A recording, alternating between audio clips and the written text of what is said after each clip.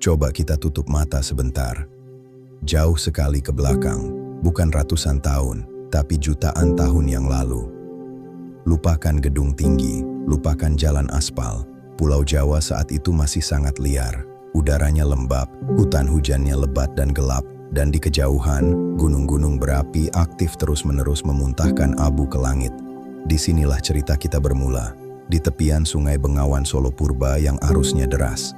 Kalau kita berdiri di sana saat itu, kita mungkin akan melihat sosok-sosok yang berjalan di antara semak belukar. Bayangkan kehidupan mereka, tidak ada kenyamanan. Hidup adalah pertaruhan nyawa setiap hari.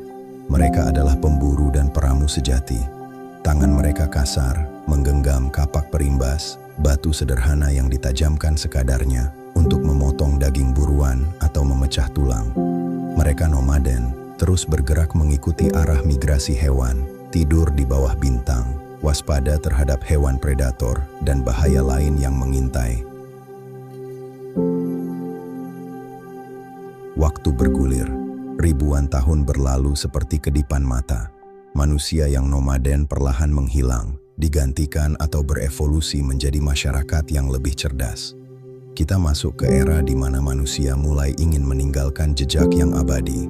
Era batu besar atau megalitikum. Di tengah hutan rimbun, nenek moyang kita tidak lagi sekadar berburu.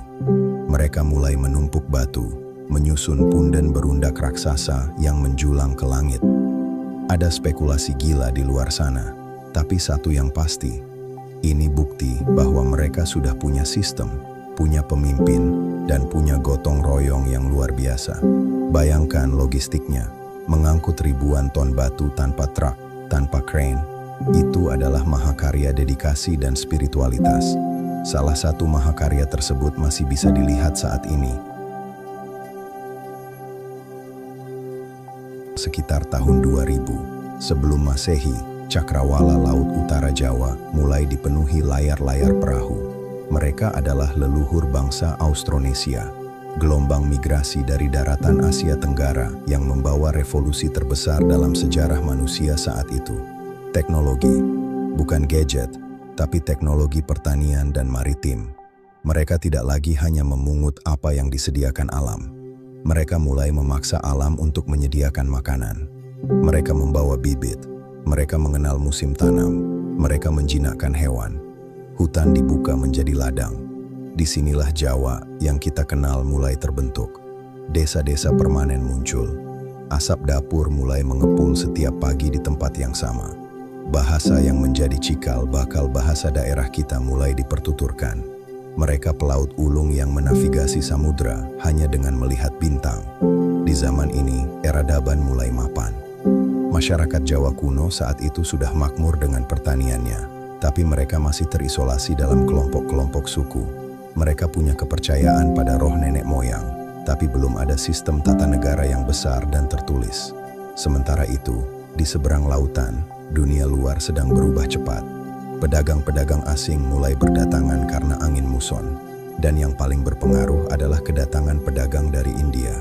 Orang Jawa yang memuja roh pohon dan batu besar, tiba-tiba bertemu dengan pendatang yang membawa konsep dewa-dewi, konsep raja sebagai wakil Tuhan, dan teknologi super canggih saat itu, yaitu tulisan.